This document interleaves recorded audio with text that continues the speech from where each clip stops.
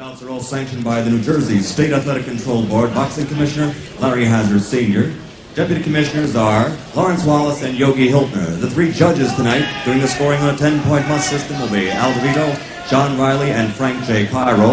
Chief Physician at ringside, Dr. Frank B. Doggett. Also at ringside, Dr. Eric Wormser and Dr. Charles Wilson. The timekeeper for all the bouts is Arthur Spell. And the two referees working on an alternating basis with the alternate counting for the knockdown seconds will be Arthur McCanty and Randy Newman. And now, ladies and gentlemen, let's get things started with a special bout, 10 rounds in the middleweight division. The referee for this contest is Randy Newman. Introducing first, fighting out of the red corner, he's wearing the white trunks with black trim, and he weighs 162 1/2 pounds from Cleveland, Ohio. His professional record, 24 victories with 14 KOs, only 9 defeats. Ladies and gentlemen, the Sandman, Sanderline Williams. And his opponent, fighting out of the blue corner, he's wearing the solid black trunks with gold letters and weighs 162 1/4 pounds. He's from London, England. His professional record, 24 victories, only 1 defeat. 23 of his 24 victories by KO. Ladies and gentlemen, Nigel, the Dark Destroyer, Benn! So look at Sanderline Williams, and he really is in a situation, I know we overuse this word must, but he is in a must-win situation. We'll tell you why. Nigel Benn is a no-nonsense guy. He goes out there with the intent of getting his man out of there. The last time he did just that against Jose Quinones. Got him out in 1 round. This is only his 3rd fight here in the United States. In his other one back in October, he beat Jorge Amparo, and Amparo did take him the distance 10 rounds. Sanderline Williams has lost 5 of his last 7, though, so that's why we say for him it is a must-win. And we last saw Sanderline Williams against Ronnie Essendon about here on ESPN in Cleveland, which he had to go to the 13th round. It was a USBA vacant title, and they had to go to the last round, the 13th round, an extra round when they declared a draw, and he ended up losing it to Essendon. In Sanderline's defense, he has lost 5 of his last 7, but he has been fighting some of the better fighters in the division, and he's been losing closely. Lost to Don Lee in 12 for the vacant NABF Super Middleweight Championship. That was the NABF Championship to Ronnie Essendon, not the USBA, as I indicated. Nigel Benn with just the 1 loss, coming against Michael Watson. And he says more than anything else, he wants to get back in there with Watson, and he is headed in that direction. Actually, I happened to be in England when that fight was held, and saw him on the air a couple of days after the fight. He was very apologetic to the British people because he's very popular there.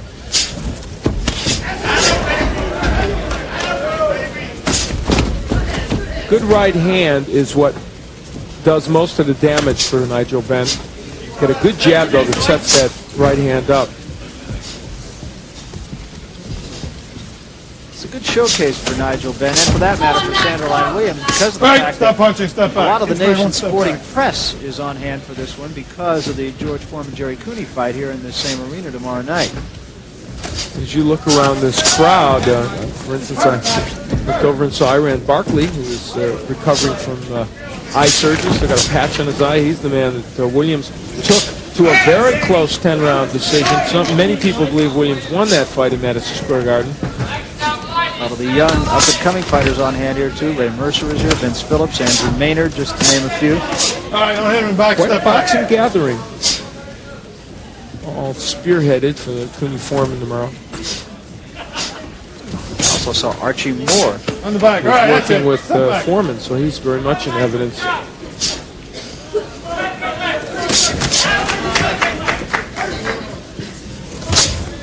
Ben has been concentrating on trying to get his jab going and land those rights like that. That's a pretty quick right hand, doesn't he? That's his big weapon.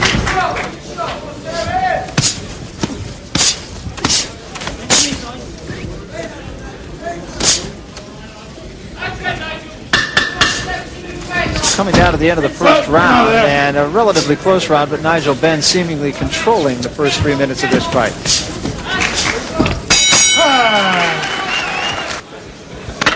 Nigel Benn, as we mentioned, a guy who really is all business. Looks absolutely fit. Blamed himself for his one loss to Michael Watson. And Michael Watson's undefeated. Very fine boxer who was supposed to move on and fight Mike McCallum. Broke his nose. McCallum instead now is fighting Stevie Collins. So no shame in losing to Michael Watson at all. Very fine boxer. In the first round, it was largely a feeling out round, but Ben slightly the better of it.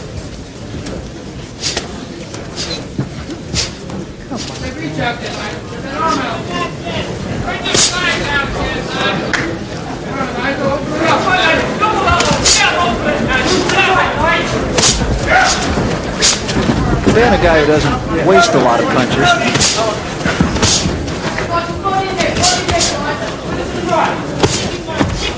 Quick right hand, throws it and gets it back very quickly. That was a good shot by Williams, and it hurt Nigel Benn. Just came right out of the blue, and Williams will try and get him out of there. Another left hand. Ben is still in trouble. And Ben is not a boxer. Wow, look at him come back with the right hand. Williams has to be careful here because he's facing a huge puncher. You don't want to make a big mistake while you think the guy's hurt, and Ben is hurt. Still. That came out of the blue. Not quite what Nigel Benn had in mind here.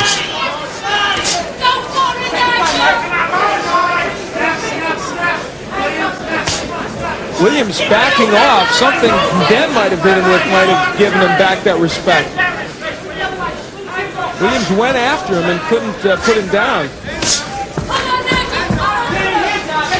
See if that doesn't serve as a wake-up call for Nigel Benn.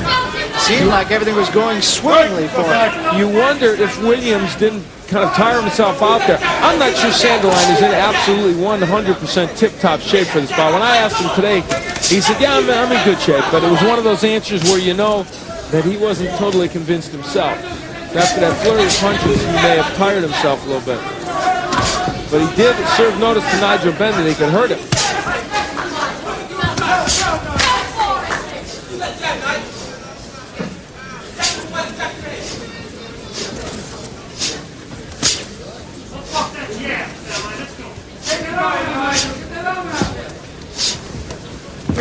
Ben does seem to be okay now.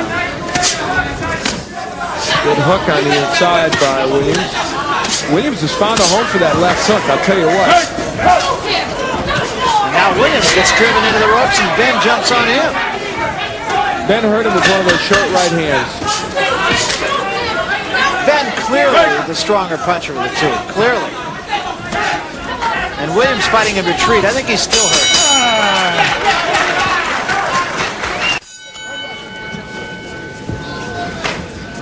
So we start round number 3. And Ben just comes out banging here.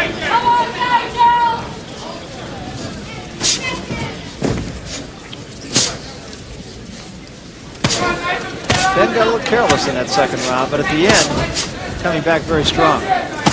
No panic in his corner either. Hey, guys, step back. Don't punch in the back. Step back. Yeah, got it even. Give the second round to Williams. Even though Ben came on very strong, I thought Williams had done a lot of good work. And even in the second portion of the round, landed some pretty good counter punches.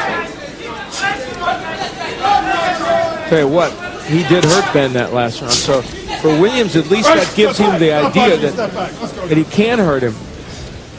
Since that time, though, Williams seems to be fighting almost in retreat. Yeah. Something happened after that sequence where he really was loath to come in and go after Ben. Give Ben credit. He really recuperated pretty quickly from that. Williams is crafty. He's a very tough man to hit squarely. Barkley found it out. Case found it out.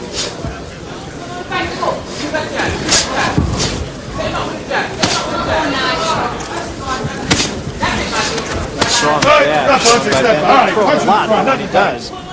It's a strong jab. Williams went over to Belfast to fight Harold Graham from England. Lost in 10 to him. Lost a controversial decision, too. It was a close fight. Williams is always in fights when he faces the top guys. Hey, step back. Step back, Colonel. I'll tell you what. When he was talking to us today, he was explaining how important. He said, I just have to get a win. He said, I've really gone downhill since the Essex fight. I don't feel I'm fighting as well. And he had his opportunity there in round 2. The hook is there for Williams. That's the key, I think. If I was Sanderline Williams, Barry, I would be looking to really get in a position to crank up that left hook. I mean, that punch is there for him now. It's not normally his stock and trade, but that's what Ben is giving him. I think that's right there. There it is. Beautiful. See, double left hook. He can land that punch almost all night, especially when he doubles up.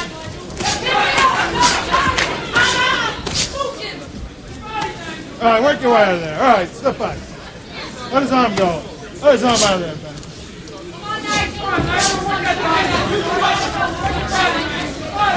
All right, step back. And you know what's funny about that? That left hook isn't really what Williams would normally rely on. So he has to adjust his thinking and say, I've got to do this now because it's there. So a round where neither man really took complete charge, end of 3, and we'll be back. All right, that's it. That's enough.